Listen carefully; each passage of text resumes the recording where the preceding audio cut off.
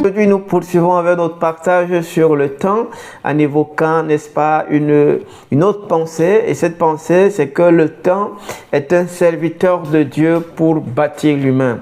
Dieu utilise le temps pour nous bâtir. Dieu utilise le temps pour nous mouler, pour bâtir notre caractère, pour bâtir notre intimité même avec lui.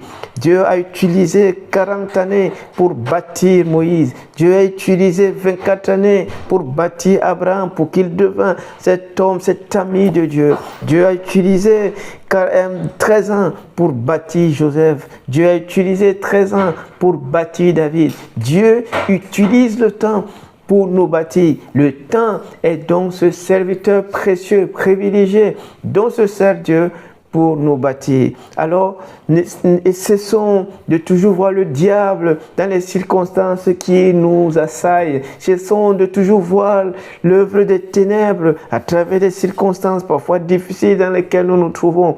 Apprenons à regarder les circonstances de nos vies différemment. Apprenons à voir Dieu quand il est là dans les circonstances de nos vies. J'aime même quand Joseph, parce qu'il a vu que ses frères avaient manifesté à son égard une méchanceté des plus inédites.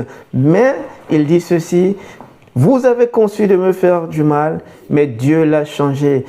Joseph voyait Dieu dans les circonstances difficiles que sa vie a connues. Il ne voyait pas juste la méchanceté des hommes. Quand bien même il y avait une part de méchanceté, il avait appris à lire les circonstances de sa vie au prisme du programme de Dieu, au prisme de la pensée de Dieu, de la volonté de Dieu, du projet de Dieu. Et donc, il a appris à intégrer que le temps est un serviteur de Dieu pour le bâtir, pour bénir les autres.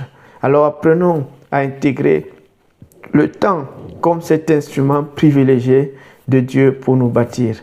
Dieu nous bénisse et retrouvons-nous demain pour une autre pensée sur le temps.